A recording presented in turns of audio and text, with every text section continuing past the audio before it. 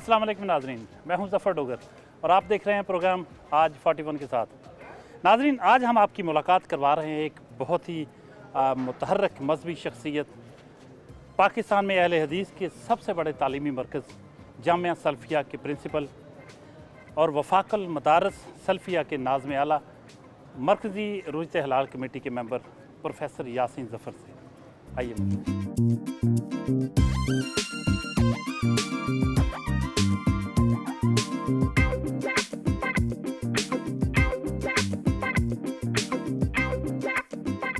अस्सलाम वालेकुम जी। वालेकुम अस्सलाम। कैसे हैं आप? अल्हम्दुलिल्लाह, अल्लाह का फजल व एहसान, दुआएं।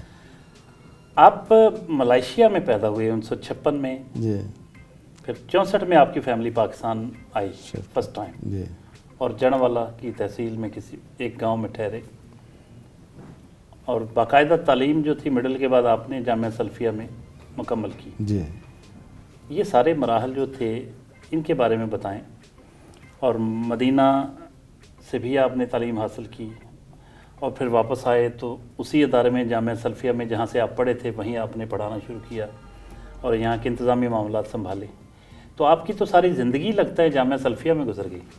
कोई शक नहीं है, इंसान मुख्तलिफ़ मराहिल से गुज़रता है। ये भी अल्लाह की तकदीर थी कि वालिद साहब मलेशिया में थे और वहाँ से फिर वो पाकिस्तान शिफ्ट हुए।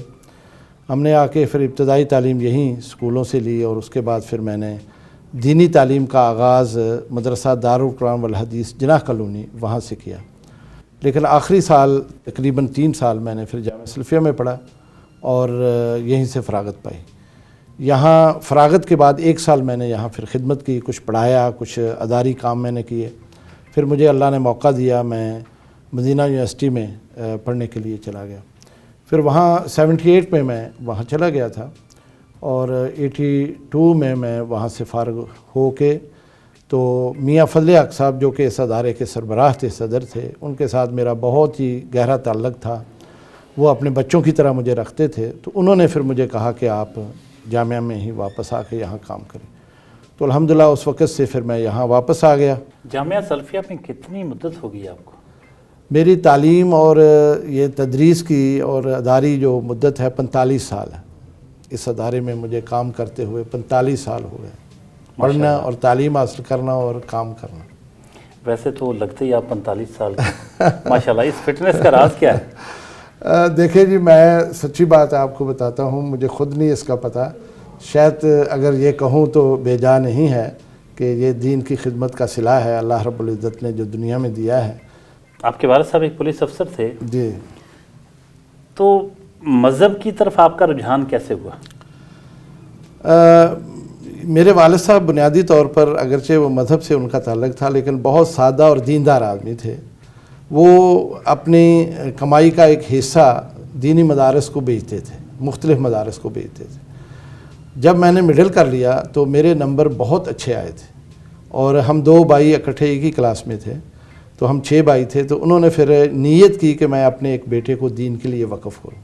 बचपन आम बच्चों की तरह शरारती ही था या मजहबी मदारस में जाने की वजह से कोई रिज़र्व थे आप?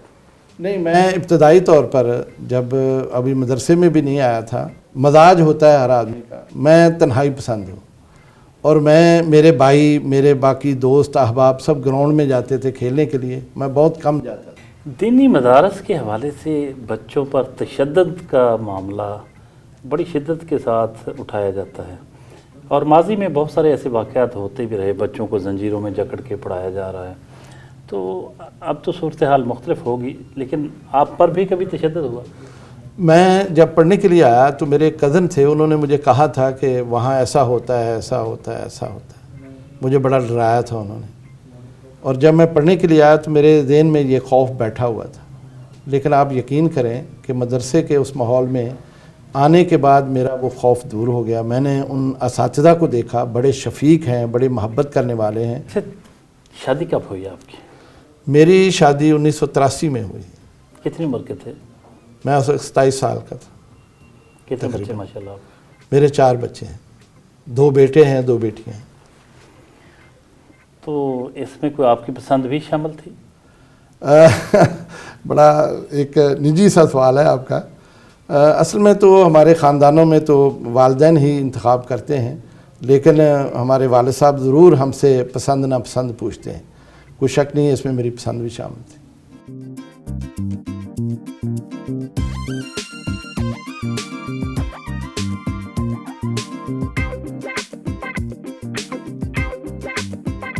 جی، ناشتہ کی میز پر پروفیسر یاسین ظفر صاحب کے بڑے بھائی، چھوٹے بھائی، ان کے صاحبزادے ارسلان صاحب اور ایک اور معلم یہاں کے ارشد صاحب موجود ہیں.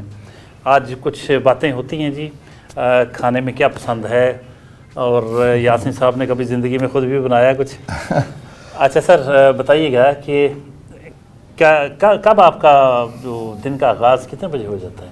الحمدللہ جی، ہم تو صبح ارلی اٹھ جاتے ہیں، فجر سے بھی پہلے، اور اپنے معمولات کا آغاز کر دیتے ہیں. اور فجر کی نماز باجماعت کے بعد تلاوت کا سلسلہ ہوتا ہے، اور اس کے بعد گھر جا کے کچھ تھوڑی سی سیر بھی کر لیتے ہیں، اور پھر گھر جا کے ناشتہ واشتہ کر کے تیار آ جاتے ہیں. ہمارا ادارے کا ٹائمنگ جو ہے وہ صبح 8 بجے ہوتی ہے. اس سے پہلے اسمبلی ہوتی ہے، تمام طلباء ہوتے ہیں، تلاوت ہوتی ہے، کچھ وہاں وعظ نصیحت ہوتی ہے. میں پھر اس کے بعد آفس آ جاتا ہوں، دفتری امور سارے نبھاتا ہوں. ظہر کی نماز کے بعد میرے پھر تدریسی پیریڈ شروع ہو جاتے ہیں پڑھانے کے لیے. وہ 2-3 پیریڈ میرے ظہر سے عصر کے درمیان میں ہوتے ہیں. تو یہی ہمارا معمول ہے الحمدللہ. بہت عرصے سے اسی طرح سے ہم چل رہے ہیں. جی، ناشتے میں کیا پسند ہے اور ناشتہ کتنے بجے کر لیتے ہیں؟ میں عموماً ناشتہ صبح 8 بجے سے پہلے ہی ہم ظاہر کر لیتے ہیں. لیکن معمول ہمارا یہ ہے کہ گھر میں جو تیار کیا جاتا ہے ناشتہ، وہ انڈا فرائی ہو، آملیٹ ہو، ڈبو روٹی ہے یا پراٹھا ہے. ویسے آج کل چونکہ عمر کے اس حصے میں چلے گئے ہیں، اب مرغن غذائیں ڈاکٹروں نے روک دی ہیں، لہذا کارن فلیکس وغیرہ دودھ میں، یا دہی مجھے بہت پسند ہے، دہی استعمال کرتا ہوں ناشتے میں بھی. تو یہ کھانے شانے کبھی خود بھی بنائے زندگی میں؟ جی، کیوں نہیں. یہ طالب علمی دور سے ہی ہم نے یہ کام سیکھا اور پکاتے رہے. کون سا کھانا بنا لیتے ہیں آپ؟ میں بریانی بنا لیتا ہوں، میں قورمہ بنا لیتا ہوں، شوربے والا سالن بنا لیتا ہوں، دال بنا لیتا ہوں. یہ ساری چیزیں میں خود پکا لیتا ہوں. روٹی بھی پکائی کبھی؟ نہیں، روٹی نہیں پکانی آج. اچھا، تو یہ بتائیے کہ کبھی گھر کے کام کاج میں ہاتھ بٹایا خاتون خانہ کا؟ بہت زیادہ جی، الحمدللہ. مجھے فخر ہے اپنے گھر والوں پر. بہت ہی مہربان لوگ ہیں سارے. میری اہلیہ بھی اور میرے بچے بھی. میری بہو ہے ایک، بہت ہی مہربان ہے. مجھے کام کرنے نہیں دیتے، لیکن میں خود بہت سارے کام اپنے شوق سے کرتا ہوں. پروفیسر یاسین ظفر صاحب کے بڑے بھائی، چھوٹے بھائی، بیٹے اور ان کے کولیگ موجود ہیں. کچھ گفتگو ہو جائے ان سے، وہ کیا کہتے ہیں ان کی مختلف ہیبٹس کے بارے میں. سر فرمائیے گا، آپ کا اسم گرامی ذرا بتائیے. محمد اسلم. محمد اسلم صاحب آپ سے بڑے ہیں یہ یاسین صاحب؟ میں سب سے چھوٹا بھائی ہوں. ہم 6 بھائی ہیں، تو ان سے بڑے 2 بھائی. کوئی ان کے بچپن کی کوئی شرارتیں، کوئی باتیں، کوئی یادیں، اتنا آپ کی رفاقت ہے، کوئی مزیدار سی بات ہو ذرا. میں چونکہ چھوٹا تھا تو یہ ابھی میں بالغ نہیں ہوا تھا، تو تب سے یہ آ گئے تھے جامعہ سلفیہ میں.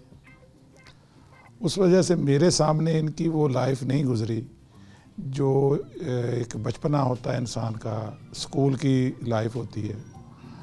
تو اس کے علاوہ جب بھی یہ گھر آتے تھے ہمیں بڑا انتظار ہوتا تھا، کیونکہ گاؤں میں جب رہتے تھے اس وقت یہی ایک بھائی تھے جو شہر میں تھے، تو ان سے پھر باتیں سننی. یاسین صاحب کے بڑے بھائی محمد صدیق صاحب بھی موجود ہیں، کچھ باتیں ان سے بھی. سر کچھ بچپن کی یادیں، باتیں، بحیثیت بڑا بھائی ہونے کے ناطے آپ کیا محسوس کرتے ہیں؟ ان کے ساتھ آپ کا وقت کیسا گزرا؟ اگر میں بتاؤں تو شاید یہ ناراض نہ ہو جائے. نہیں، کچھ نہ کچھ بتائیں. کچھ نہ کچھ تو بتاؤں گا. عید شبرات کے دن ہم کوئی بات کہہ دیتے، کوئی بات ہو جاتی، یہ میرے ابو کے قمیض پہن لیتے، دیوار کے ساتھ لا کے کھڑے ہو جاتے، ناراض ہو جاتے. کیوں؟ پتہ نہیں. جب ہم واپس آتے عید پڑھ کے یا کوئی اور فنکشن سے واپس آتے، وہ وہیں کھڑا ہوتا تھا. صاحبزادے محمد ارسلان ظفر، ان سے بھی کچھ سنتے ہیں. کوئی خاص ایسی بات جو بہت مزیدار ہو، دلچسپ ہو اور آپ کو یاد ہو ابو کی؟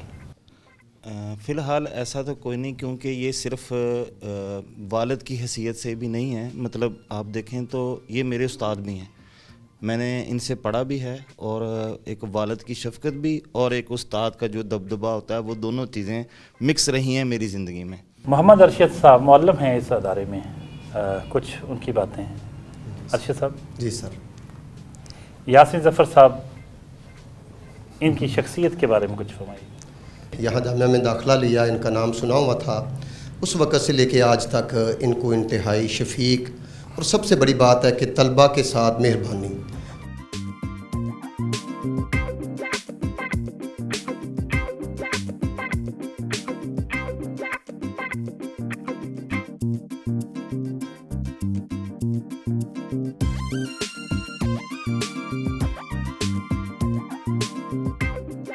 ادارے کی ہونے والی سالانہ تقریب جو ہے اس کے سلسلے میں طلباء کے ساتھ ایک مشاورتی اجلاس کے لیے اس حال میں جا رہے ہیں۔ آئیے آپ کو اس کی رداد سنائیں، دیکھیں آپ۔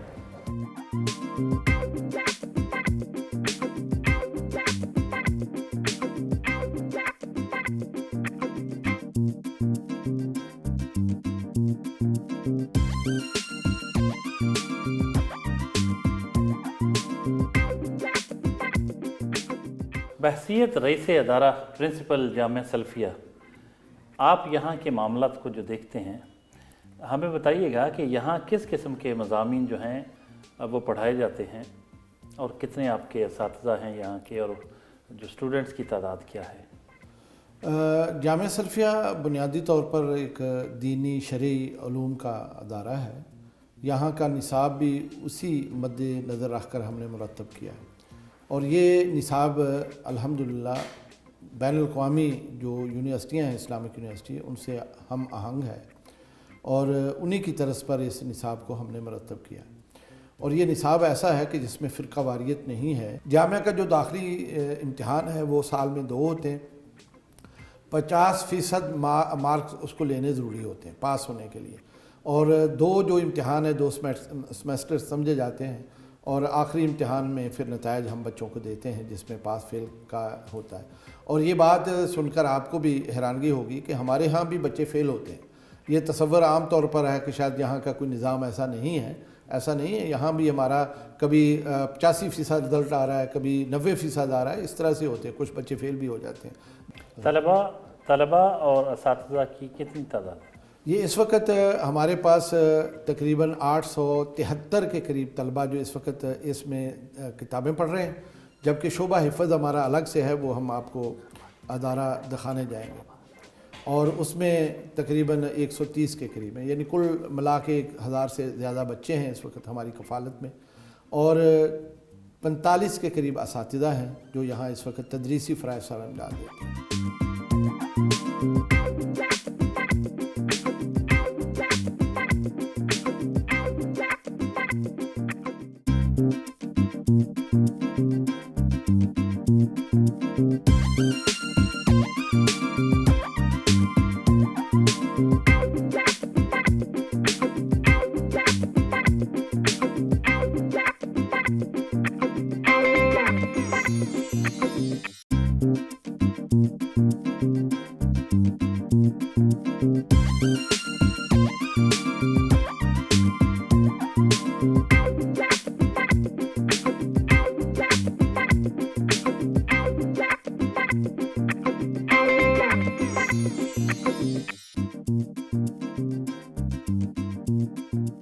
یہ ادارہ جی الحمدللہ سن 1956 میں یہاں بنا۔ 2 ایکڑ زمین کسی بزرگ نے وقف کی تھی، بعد کی زمین ساری جو ہے وہ پھر یہاں کے جو انتظامیہ تھے ان میں میاں فضل حق صاحب نے وہ پھر خرید کر کے اس میں شامل کر دی تھی۔ تو جو بلڈنگ اس وقت ضرورت تھی وہ بنا کے کام چلایا تھا الحمدللہ، بہت اچھا، اور بڑے بڑے علماء یہاں سے فاضل ہوئے، یہاں سے فراغت انہوں نے پائی۔ وقت کے ساتھ ساتھ جیسے جیسے ضرورت بڑھتی گئی، عمارتیں بنتی چلی گئیں۔ اس وقت جو بلڈنگ آپ دیکھ رہے ہیں میرے گرد و پیش ساری الحمدللہ یہ میرے عہد میں ساری بنی ہیں، یعنی پرانی جو خستہ ہو گئی تھی ان کو گرا کے ہم نے سب نے۔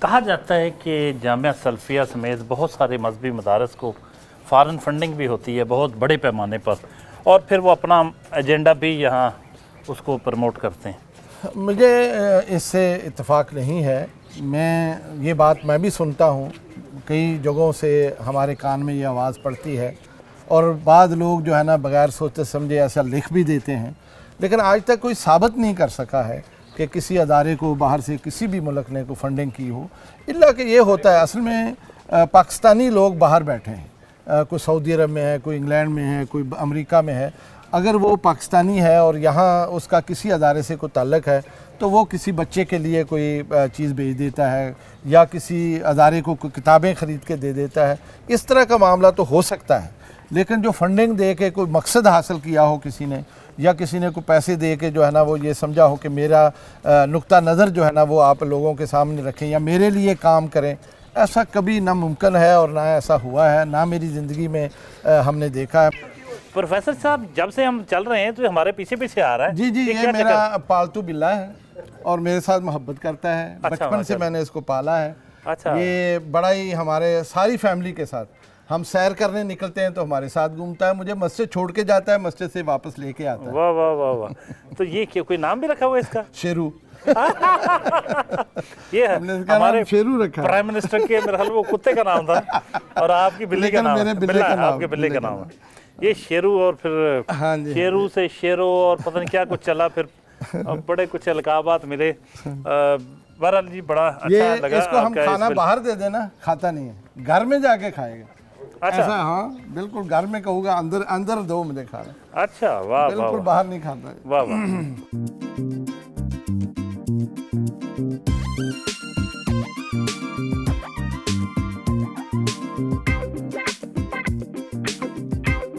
جامعہ سلفیہ کی پروفیسر عبدالقیوم لائبریری میں اس وقت ہم موجود ہیں۔ یہ لائبریری، اس میں بہت ہی متنوع موضوعات پر کتب موجود ہیں۔ پروفیسر صاحب بتا رہے ہیں کہ 1 لاکھ سے زائد کتب یہاں ہیں۔ اس لائبریری کے بارے میں مزید کچھ جانتے ہیں اور پلس یہ بھی کچھ فکری اور نظری باتیں بھی ہوں گی یہاں۔ پروفیسر صاحب بتائیے گا اس لائبریری کے حوالے سے کچھ۔ جی الحمدللہ، یہ لائبریری ہماری قدیم لائبریری بھی ہے، یہ بہت عرصے سے وجود میں تھی۔ اس میں پھر آپ کو پتہ ہے کہ دن بدن نئی کتابیں آتی ہیں، اس کے حساب سے اس کو ہم نے اس میں اضافہ کیا ہے اور ضرورت کے مطابق ہم نے اس کی بلڈنگ بھی تیار کی ہے۔ ہمارے ابتدا سے لے کے اب تک کئی مراحل اس پر گزرے ہیں۔ اب جس حالت میں آپ اس کو دیکھ رہے ہیں، یہ الحمدللہ ہم نے کوئی 8-10 سال پہلے اس کو اس انداز سے ترتیب دیا ہے، اور اس وقت یہاں جس جگہ پر ہم بیٹھے ہیں یہ ساری مراجع اور مصادر کی کتابیں ہیں، حوالہ جات ہیں جو بہت ہی نادر کتابیں ہیں، اور جدید چھپکے بھی جو آنے والی ہیں اس کو بھی ہم لے رہے ہیں۔ پروفیسر صاحب یہ فرمائیے گا کہ مسلک اہل حدیث بہت واضح اور دو ٹوک عقیدہ رکھتا ہے کہ توحید کے حوالے سے، رسالت کے حوالے سے، اور پھر یہ کہ ہمیں اللہ اور اللہ کے رسول کی براہ راست ان کی جو باتیں ہیں، ان کا پیغام جو ہے اس پر چلنا چاہیے۔ اگر یہ سب کچھ اتنا ہی واضح عقیدہ ہے تو یہ جو عقائد باقی بہت سارے جو مسالک وجود میں آئے یہ کیسے آ گئے؟ اس پہ کچھ روشنی ڈالیے۔ دین میں 2 طرح کی چیزیں ہیں، ایک وہ چیزیں ہیں جو ثابت ہیں، جو ثابت ہیں، جیسے عقیدہ ہے، توحید کا عقیدہ ہے، اور اسی طرح سے پھر آخرت کا عقیدہ، انبیاء کا عقیدہ، ملائکہ، فرشتے اور باقی سب چیزیں وہ ثابت ہیں، اس میں تو کسی کو بھی اختلاف نہیں، کسی مسلک کو اختلاف نہیں۔ کچھ چیزیں ایسی ہیں جو نصوص قطعیہ سے ثابت نہیں ہیں یا ثوابت میں نہیں آتی ہیں، اور وہ کچھ فقہی مسائل ہیں، جیسے نماز ہے، نماز کے بارے میں کسی کو اختلاف نہیں، اس کی ادائیگی میں ہو سکتا ہے کسی کو تھوڑا بہت کو ہو، لیکن اس میں جو اختلاف اس کی وجہ سے یہ فرقے وجود میں آئے ہیں۔ عام طور پہ تاثر یہ پایا جاتا ہے کہ جیسے آپ ائمہ کرام جو ہیں جی ان کی تحقیق، ان کے عقائد و نظریات اور ان کی جو فتاوی تھے، ان کی جو بھی ورک تھا اس کے خلاف ہیں، ایسا تصور تو نہیں؟ حقیقت یہ ہے کہ ایسا نہیں ہے۔ اہل حدیث کہیں بھی ہوں وہ تمام ائمہ کا احترام کرتے ہیں، محدثین کا احترام کرتے ہیں، ان کی رائے کو وہ مانتے ہیں۔ دیکھیں، جب رسول اللہ صلی اللہ علیہ وسلم نے فرما دیا اگر کوئی آدمی اجتہاد کرتا ہے، وہ اگر صحیح ہے تو 2 اجر ملتے ہیں، اگر وہ غلط ہے تب بھی اسے 1 اجر مل جاتا ہے۔ تو اس لیے ہم اسی حدیث کی روشنی میں تمام ائمہ کے لیے دعا گو رہتے ہیں۔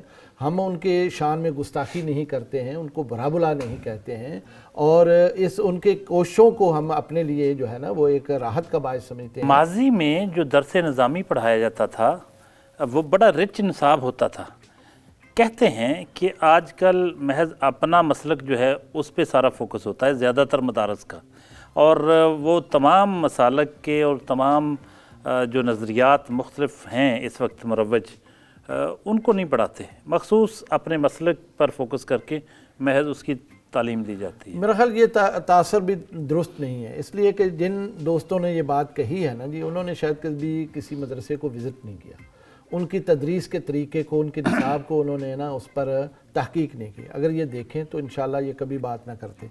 देखें, वक्त के साथ निसाब में तब्दीली इसीलिए होती है कि कुछ चीज़ें ऐसी होती हैं जो मतरूक हो जाती हैं, जिनकी ज़रूरत नहीं रहती।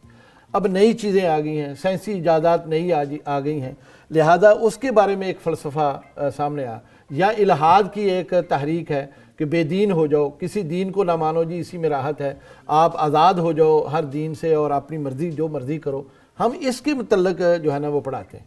हमारे यहाँ तकाबले अदियान पढ़ाया जाता है जो कि बड़ा जदीद मौजू है, और तमाम दुनिया में पाए जाने वाले जो अकायद और नज़रियात हम बच्चों को पढ़ाते हैं और उसका तकाबल करवाते हैं। इस्लाम का हम सारा पूरा तारफ़ पढ़ा देते हैं, इस तरह के मौज़ूआत, इक़्तिसादियात पढ़ाते हैं यहाँ हम, सियासियात यहाँ हम पढ़ाते हैं बच्चों को, ताकि ये उन तमाम जो करंट इशूज़ हैं उससे भी आगाह हो। इत्तेहाद बैनुल मुस्लिमीन का जब भी ज़िक्र आता है तो मसल के अहले हदीस के उलमा जो हैं वहाँ से एक मसलक की मौजूदगी को पसंद नहीं करते, उनके साथ बैठते नहीं हैं, क्या वजह है? तो ऐसी सूरत नहीं है। अल्हम्दुलिल्लाह इत्तेहाद तंजीमात मदारस जो वफाकों का एक इत्तेहाद है, उसमें शिया भी हैं, उसमें देवबंदी हैं, बरेलवी हैं, हदीस हैं, जमात इस्लामी है, और हमारा इतना मजबूत इत्तेहाद है कि लोग इसकी मिसालें देते हैं। इसके अलावा भी मेरा बहुत सारे और इत्तेहाद तंजीमा के अलावा भी बहुत सारी और तंजीमों के साथ ताल्लुक़ है जहां हम बैनुल मसालिक जाते हैं, हमारे उस्ताद जाते हैं। मैं एक दिलचस्प बात आपको बताऊं और आपके लिए हैरानगी का बात हो, मैं वफाक मदारस सल्फिया के जो असातिज़ा हैं मुख्तलिफ मदारस के, उनकी ट्रेनिंग जामिया सल्फिया में करता हूँ। साल में 1-2 दफ़ा ट्रेनिंग होती है। उसमें ट्रेनिंग देने वाले, यानी जो आते हैं ट्रेनिंग देने वाले स्कॉलर आते हैं, उसमें अहले हदीस भी हैं, उसमें देवबंदी भी हैं, उसमें बरेलवी भी हैं, उसमें शिया भी हैं। प्रोफेसर साहब, एक दफ़ा मैंने सुना था कि यहाँ कोई जिन भी पढ़ते रहे हैं, ये बात कोई आपके दौर में, आप 45 साल से आपका ताल्लुक़ है इस मदरसे से, एक कहा जाता था, पता नहीं सही था या गलत, कोई जिन भी यहाँ पढ़ते जी रहे। मैंने ये बात सुनी अपने असातिज़ा से कि हमारे एक शेखुल हदीस थे, हाफिज़ अब्दुल्ला बुढ़ी मालवी रहमहुल्लाह, फौत हो गए। वो जिस दौर में पढ़ाते थे यहाँ, तो इस तरह का कोई वाक़या हुआ था कि उन्होंने कहीं बच्चों से कहा कि मेरे घर में, उस वक़्त उन्होंने कोई गाय रखी थी कि मेरे लिए कुछ ना चारा चाहिए। तो वो जब घर गए तो उन्होंने देखा वो बहुत बड़ा वहाँ सामान पड़ा हुआ था। वो हैरान हो गए, उन्होंने कहा ये कौन छोड़ गया? उन्होंने कहा एक आदमी आया था छोड़ गया। तो फिर उनको ये थोड़ा सा एहसास हुआ कि ये कोई इस तरह की कोई बात है, लेकिन हमने कभी देखा नहीं है।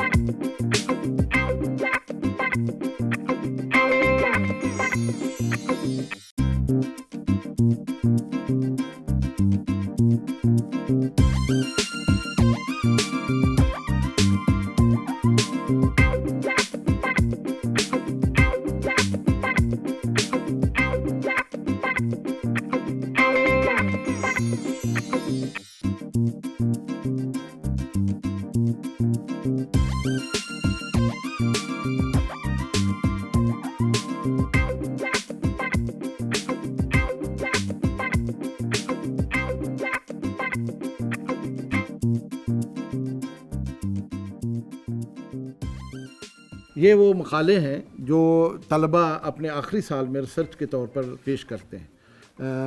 ये थीसिस लिखना लाजमी पर्चा है, 100 नंबर का होता है। अच्छा, इसमें मैं देख रहा हूँ कि ये जी जी आलम तसव्वुफ में चमकता हुआ सितारा सितारा हज़रत बाबा फरीदुद्दीन गंज शकर, जी जी इस तरह के मौज़ूआत पे आप काम करते हैं? हाँ जी, देखिए मकाला आपके साथ लिखा हुआ है, बल्कि हमने साबित किया है कि ये बंदा अल-दीस था। ये बाबा जी अल-दीस थे, हमारे थे, ये तो अगवा हो गया है, इनकी कब्र अगवा हो गई है। ये देखें मौलाना मोइनुद्दीन चिश्ती। कहते हैं आपके यहाँ बिदअत का तसव्वुर इतना महदूद है कि कोई चीज़ बचती ही नहीं पीछे, कोई भी काम करो ये बिदअत है, ये बिदअत है। तो एक ऐसे एक दोस्त ने कहा जी, एक नकाब पढ़ाने लगे कि आलम दीन तो मौलवी साहब, तो उन्होंने कहा जी कि ये पेन से मैंने साइन नहीं करने, कलम मंगवाओ, ये अंग्रेज़ ने बनाया। वो लड़ पड़ा, कहता जी जिस मोटरसाइकिल पे मौलाना आप आए हैं ये भी तो अंग्रेज़ ने बनाया, तो ये बिदअत नहीं है। तो जहाज़ पे जाते हैं ये बिदअत नहीं, कहते हर वो काम जो नया वो बिदअत है। तो दुनिया में तो सब कुछ नया ही हो रहा है। नहीं, मेरा ख्याल है जिसने ये बात कही है ना, शायद अल्लाह ताला उसको माफ़ करे और हमें भी कम इल्मी की बुनियाद पर कह दी है। देखें, बिदअत वो होती है जो शरीयत के काम में कोई करे, ये दुनियादारी के काम में कोई चीज़ नहीं है, वो कोई बिदअत नहीं है। मोहब्बत वगैरह करते हैं लोग, ये किस में आती है? ये इश्क जो करते हैं, इश्क करते हैं, ये किस में आती है? देखें जी, हम तो समझते हैं कि अगर अल्लाह के लिए मोहब्बत है, अल्लाह के लिए मोहब्बत है, वो मोहब्बत होनी चाहिए। रसूलुल्लाह सल्लल्लाहु अलैहि वसल्लम फरमाया क़यामत के दिन कुछ लोग ऐसे होंगे जिन पर अंबिया भी रशक करेंगे। वो कौन लोग होंगे? जिन्होंने दुनिया में अल्लाह के लिए मोहब्बत की। अल्लाह नूर के मिंबरों पे बिठाएगा, उनके सरों पर ताज होंगे, लोग देखकर रशक करेंगे काश हमने भी दुनिया में अल्लाह के लिए मोहब्बत की। माशाल्लाह। तो ये मोहब्बत अगर है तो बहुत अच्छी बात। देखें, जब कोई इंसान किसी खातून से मोहब्बत करता है तो वो अल्लाह की बनाई हुई एक खातून से, अल्लाह के बनाए हुए एक शाहकार से मोहब्बत करता है, तो वो भी तो एक मोहब्बत है। बिल्कुल, माँ से मोहब्बत होनी चाहिए, नहीं सिर्फ बहन से मोहब्बत होनी चाहिए, बीवी से है? मोहब्बत होनी चाहिए। नहीं देखें ना, नहीं, ये भी तो वो मोहब्बत, खातून भी तो अल्लाह की बनाई हुई है। तो ये यहाँ ममानत क्यों है? ये अगर वो इस्लामी बहन है तो मोहब्बत कर लेनी चाहिए। आप जो कहलाना चाहते मैं नहीं कहूँगा। अच्छा, आप ये बताइए, आप मोहब्बत की शादी को जायज़ समझते हैं कि नहीं? देखें जी, बात यह है कि इंसान को ये हक हासिल है कि वो अपनी पसंद की शादी करे, अपनी पसंद की शादी करे। लेकिन ये जो तरीक़ेकार हो गया है ना जी, कि वो पसंद तो हो गया, अब उस पसंद को इस तरह से वो ले रहे हैं कि कई साल तक बग़ैर निकाह के वो जाते हैं, ख़रीदारी कर रहे हैं, बागों में बैठ रहे हैं, कहीं खाना खा रहे हैं। ये जो है ना, ये तरीका इस्लामी सकाफ़त में कहीं नज़र नहीं आता। बहुत सारे लोगों का मसला है, वो कहते हैं हम दूसरी शादी करना चाहते हैं लेकिन पहली बीवी मानती नहीं। आजकल तो हर कानून में चेंज आ गई, वो कह रहे हैं पहली बीवी की इजाज़त के बगैर आप दूसरी शादी कर सकते हैं। देखें जी, इस्लामी नज़रियाती कौंसिल ने तो इसको वैसे- मुस्तरद किया है। वो सर, इस्लामी नज़रियाती कौंसिल पाकिस्तान का वो एक कानूनी अदारा है जो शरई तरीके पर एक मसले को वादे कर देता है। शरअन इसकी कोई ज़रूरत नहीं है, शरअन इसकी ज़रूरत नहीं है, लेकिन शादी इसकी तशहीर इसलिए ज़रूरी है ताकि किसी को शक शुबा ना रहे और वो एक माशरे का एक तबका यानी जो है ना वो जान सके कि ये मियाँ बीवी है। प्रोफेसर साहब, मुफ्ती कवी के बारे में आपकी क्या राय है? वो उनका ये फ़लसफ़ा है, वो कहते हैं जी कि एक शादी मुतअद्दिद निकाह, और वो शादी और निकाह में फ़र्क करते हैं। कहते हैं कि देखें जी, हमारे यहाँ शादी की इजाज़त उस तरह से नहीं मिलती, उस तरह ज़िम्मेदारियाँ निभाना मुश्किल है, तो एक शादी की जाए और जो निकाह जितने मर्ज़ी फिर आप कर लें। देखें जी, मैं एक तो मादरत के साथ इस मौजू पर ज़्यादा मैं बात नहीं करना चाहता। सर, ये नौजवान नस्ल का मसला है, बहुत बड़ा, करोड़ों लोगों का मसला है। एक सस्ती शोहरत के लिए एक आदमी ने क्या किया, उसने कहा जी कुत्ता हलाल है, तो लाला लाला और हर तरफ आवाज़ें पहुंची और लोगों को हैरान है, कुत्ता हलाल हो गया। लोगों ने उसको ढूंढ के जब उस तक पहुंचे तो उससे कहा भी ये आपने क्या फतवा दे दिया, कुत्ता हलाल है? उसने कहा नहीं, कुत्ता हराम ही है, बस मुझे कोई जानता नहीं था, अब जानने लगे। तो मुफ्ती कवी साहब, मेरा ख्याल है जवाब आ गया है इसमें। अच्छा, निकाह मस्यार, वो तो आपकी भी फिक्र जो है उसमें भी जायज़ हो गया? नहीं, उसमें जो है ना, सऊदी अरब में तो आ गया ना फतवा, निकाह मस्यार करें, दैट इज़ जस्ट लाइक मुता। नहीं, मुता की जो तारीफ़ है वो अलग से है, मस्यार की तारीफ़ अलग से है। ये शेख इब्न बाज़ रहमहुल्लाह की तरफ इसकी निस्बत की जाती है कि उन्होंने कोई इस तरह की सूरत हाल दी और उसका एक पस मंज़र है, उस पस मंज़र को जब तक बयान ना किया जाए इसकी समझ नहीं आती। असल में आपके इल्म में है कि उस दौर में ये जाते थे पढ़ने के लिए बच्चे बाहर सऊदी अरब के, तो उनके लिए उन्होंने एक रास्ता निकाला था कि आप वहाँ, और नहीं, उसमें क्या सिर्फ सऊदी अरब के बच्चों के लिए? नहीं, वो तो फिर जब फतवा होता है वो तो सबके लिए होता है, लेकिन मेरा ख्याल है जब तक इस मौजू को उसका पस मंज़र اور اس کی حقیقت نہ جانے، اس پر بات نہیں کرنی چاہیے. میں خود بھی ویسے آپ اس کے کنونس ہیں، قائل ہیں؟ نہیں، میں سمجھتا ہوں کہ اگر اس میں نکاح کرنے کے بعد سنجیدگی ہے اور اس کو ہمیشہ رکھنے کی نیت ہے تو ٹھیک ہے. اگر ایسا نہیں ہے کہ صرف وقت براری کے لیے ہے تو پھر وہ درست نہیں.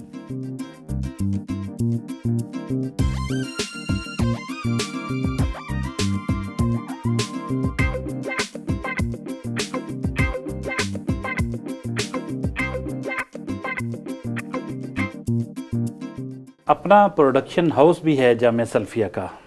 بہت حیرت ہوئی یہ دیکھ کر. پروفیسر یاسین ظفر صاحب سے اس کے بارے میں جانتے ہیں. اصل میں ڈاکٹر صاحب آپ کے علم میں ہے کہ اس وقت یہ دنیا میڈیا کی دنیا ہے، اور ایک بات کسی بھی جگہ جب نشر ہوتی ہے پوری دنیا میں فوراً پہنچتی ہے. تبلیغ کا سب سے بہترین ذریعہ یہ اس وقت ہوتا ہے. ہم خطبے دے لیں، درس دے لیں، تحریر کر لیں، وہ اتنی بات مؤثر نہیں ہوتی جتنی اس کے ذریعے سے، اس ذرائع ابلاغ کے ذریعے سے ہم کر سکتے ہیں.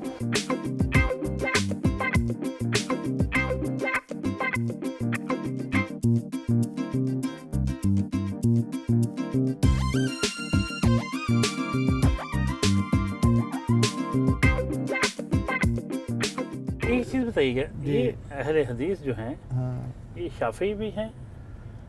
یہ نہیں، ایسا ان کی تقسیم تو ہم نہیں کر سکتے. البتہ یہ جتنے بھی ہمارے مسلک ہیں یا فقہی جو گروپ ہیں، مثلا امام احمد بن حنبل کے قریب تر ہیں، امام شافعی ہیں، امام مالک کے ہیں، اور امام ابو حنیفہ رحمہ اللہ، ان سب کے ساتھ ان کا ایک خاص تعلق ہے. اور ان کی خوبی یہ ہے کہ یہ تمام فقہ کو مانتے ہیں، اور ان میں سے جو بات قرآن اور حدیث کے قریب تر ہے اس کے اوپر وہ عمل کرتے ہیں. اس لیے کسی سے وہ اختلاف نہیں کرتے، سب کو اپنا سمجھتے ہیں اور سب کے ساتھ جڑ کے رہتے ہیں.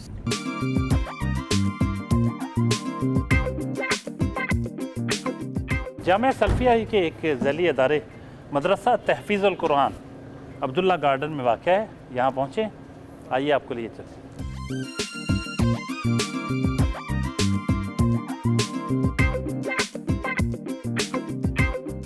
ربنا لا تؤاخذنا إن نسينا أو أخطأنا ربنا ولا تحمل علينا إصرا كما حملته على الذين من قبلنا ربنا ولا تحملنا ما لا طاقة لنا به واعف عنا واغفر لنا وارحمنا أنت مولانا فانصرنا على القوم الكافرين صدق الله العظيم. مدرسہ تحفیظ القرآن کے محتمم قاری احمد فرحان، ان سے کچھ جانتے ہیں اس مدرسے کے بارے میں. قاری صاحب فرمائیے گا کتنے اسٹوڈنٹس ادھر پڑھتے ہیں؟ جی ہمارے پاس تقریباً 100-125 کے قریب اسٹوڈنٹ ہیں ماشاء اللہ. کتنے عرصے میں کمپلیٹ کر لیتے ہیں حفظ؟ یہ تقریباً 2.5 سے پونے 3 سال میں قرآن پاک مکمل کر لیتے ہیں. بلکہ مکمل کرتے ہیں، پھر اس میں گردان بھی کرتے ہیں اس کو مزید پختگی کے لیے. روزانہ کتنے گھنٹے پڑھتا ہے ایک بچہ؟ ایک بچہ تقریباً 6 سے 7 گھنٹے پڑھتا ہے. قاری عبدالحسیب اس مدرسے کے نگران ہیں، ان سے کچھ باتیں کرتے ہیں. قاری صاحب، اتنا بڑا سیٹ اپ ماشاءاللہ، اتنے بچے حفظ کر رہے ہیں، تو آپ کو اس سارے جو اس کا انتظام و انصرام ہے، اس سلسلے میں کہاں سے پیسے ملتے ہیں، ایڈ کہاں سے ملتی ہے؟ در حقیقت یہ ادارہ جامعہ سلفیہ ہی اسی کو چلا رہا ہے، اور ہم جب بھی ضرورت محسوس ہوتی ہے اپنے ادارے کی طرف رجوع کرتے ہیں. آج ہم پروفیسر یاسین ظفر صاحب کے ساتھ پروگرام کر رہے ہیں. کچھ چند جملے ان کی شخصیت کے بارے میں. جی، ہر موڑ پہ، ہر موقع پر انہوں نے ہماری رہنمائی کی. صرف رہنمائی نہیں کی بلکہ جہاں تک ہو سکا انہوں نے ہماری مدد بھی کی اور ہمیں ساتھ لے کر چلے. کبھی ہمیں یہ احساس تک نہیں ہوا کہ ہم تنہا ہیں. پروفیسر یاسین ظفر صاحب کے بارے میں کچھ فرمائیے گا. ہم اس بات پر اللہ رب العزت کے شکر گزار ہیں کہ اللہ رب العزت نے اساتذہ محترم کی صورت میں ہمیں ایک نعمت سے، نعمت عظمیٰ سے نوازا ہے. پروفیسر صاحب کے بھتیجے اور داماد سلمان صاحب بھی موجود ہیں. ان کے بغیر کیسے پروگرام مکمل ہو سکتا ہے؟